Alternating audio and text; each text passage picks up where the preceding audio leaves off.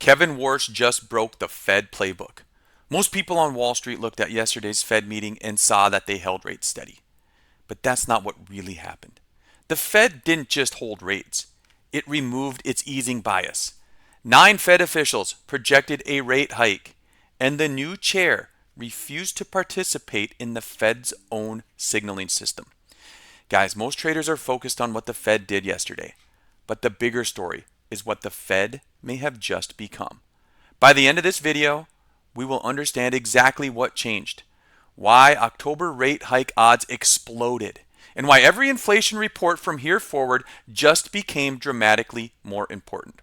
Guys, going into yesterday's meeting, the rate decision wasn't really a decision, right? Fed fund futures had a hold priced in at 97% certainty. Everybody expected it. And that's exactly why so many people missed the actual story. Because the hold was an event, it was basically a guarantee. The dot plot was. Because while the headline stayed the same, the policy path underneath it changed materially. Inflation is still running at 4.2%, and language supporting future easing disappeared from the statement. And for the first time, half of the committee is now projecting a rate hike before year end. That's not a routine meeting. That is a market repricing event. So let's start with the numbers here, because the numbers alone explain why traders reacted the way they did. Back in March, the median FOMC projection still showed 2 cuts for 2026, but today that changed. The median year-end funds rate projection moved from 3.4 to 3.8%, a full quarter point hawkish shift in a single meeting. 9 of the 18 officials now project at least 1 rate hike this year. Guys, that's half the committee. And when half the committee moves at once, markets notice. 3 weeks ago, CME FedWatch showed October rate hike odds near 0. But today those odds are now around 61%. That's not a slow change in expectations. That is a repricing. But the most important signal wasn't the dots themselves. It was one of the dots, the missing dot. Kevin Warsh did not submit a projection, right? One dot simply wasn't there, and it was the Fed chair's dot. Now, most coverage has treated that like a procedural footnote, but I think it's one of the most important developments of the meeting. Because remember, during his confirmation process, Warsh openly criticized the Fed reliance on forward guidance. He doesn't like issuing forward guidance. He doesn't believe policymakers should pre-commit to future actions based on evolving economic data. So when the new chair refuses to participate in the Fed's primary signaling mechanism during his first meeting, that is not an accident. He is sending a message. The market now has to price rate risk while simultaneously pricing a less transparent Federal Reserve. And that wasn't the only change. The policy statement itself was rewritten. It was shorter, cleaner, and stripped of references to additional rate adjustments. The easing bias that had been embedded in prior statements is gone completely. So now we know what changed on paper. But the bigger story isn't the dot plot. It's the philosophy behind it. Because today looked less like a routine FOMC meeting and more like the first public demonstration of how Kevin Warsh intends to run the Federal Reserve. So let's talk about that next. Because most investors are treating Warsh like a replacement for Powell. And that's a mistake. What we saw today isn't a new face operating the same machine. It was a different operating system entirely. Warsh was confirmed by a 54 to 45 vote. Okay, the most partisan Fed chair confirmation in history. And he's been in the role since May 22nd. And in his very first meeting, he did 3 things Powell never did. First, he refused to submit the dot. He simplified the policy statement, and he delivered a press conference that markets expected to be dovish but interpreted as hawkish. The clearest example came when he was asked about the Fed's 2% inflation target, specifically whether persistent inflation might justify flexibility around that goal. And his answer was direct, right? He said the 2 is to the left of the decimal point. For now, 0 is to the right. That's not nuanced Fed speak. That's a declaration. He is telling markets the inflation mandate remains intact. Period. Warsh also discussed reducing the frequency of FOMC meetings and post-meeting press conferences. Formally eliminating the dot plot would require broader committee support. But choosing not to submit his own projection is widely viewed as the first step towards a more Greenspan style communication framework. Less guidance, more ambiguity, and more dependence on incoming data, which is fine, guys, right? Why are we projecting out a year in advance when we don't know what the data is going to look like? Okay, and that's where this becomes important for investors. Because if the Fed stops telling markets where it's going, then markets become far more sensitive to every new economic release, right? We're talking every CPI report, every payroll report, every PCE print.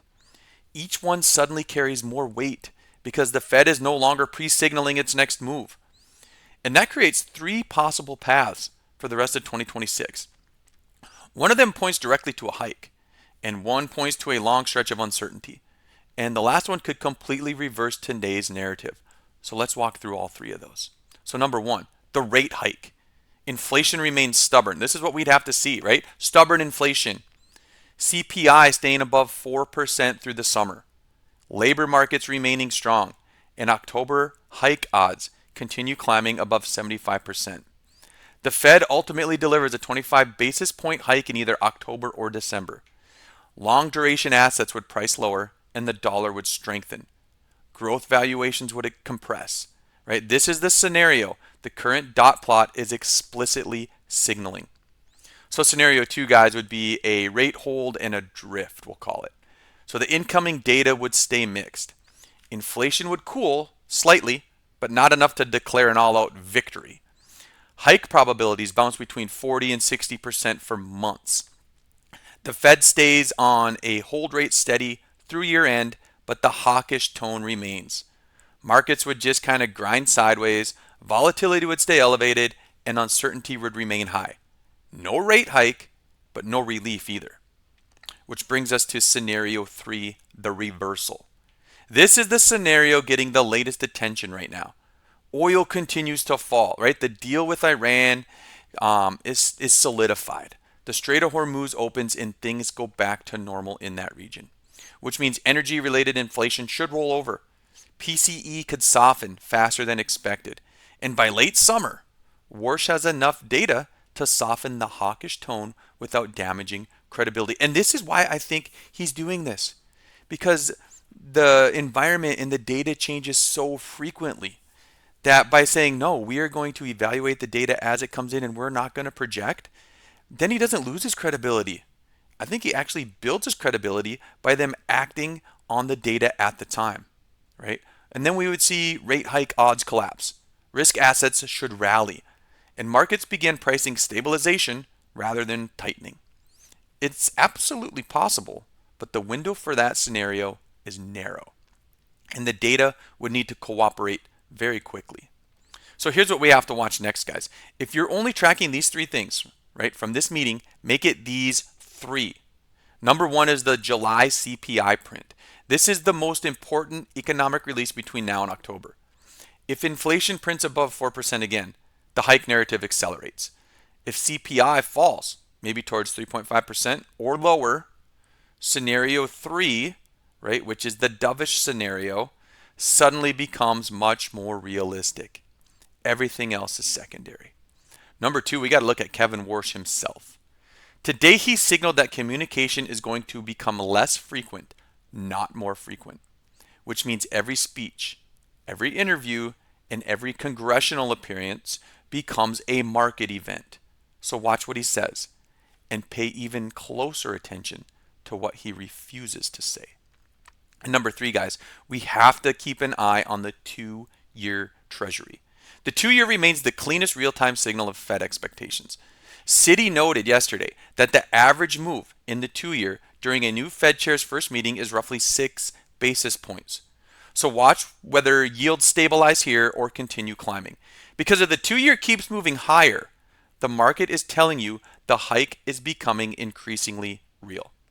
So guys, this was not financial advice, right? If we are trading options around this news, and I know we didn't get into the options today, I've got another video coming out on that. But options trading involves substantial risk and is not suitable for all investors. So always do your own research before making any investment decisions. So guys, the market walked into the FOMC meeting expecting a hold, and that's what we got. But it also got something much bigger. A new chair with a new communication style and a policy path that suddenly looks much more hawkish than it did yesterday. So here's my question for you. Does Kevin Warsh actually deliver a rate hike before year end? Or does the data force him back away from yesterday's message? Drop your call in the comments. I love to see where all of you stand on this. This is Luke with the Option Bomb, and I'll see you in the next one.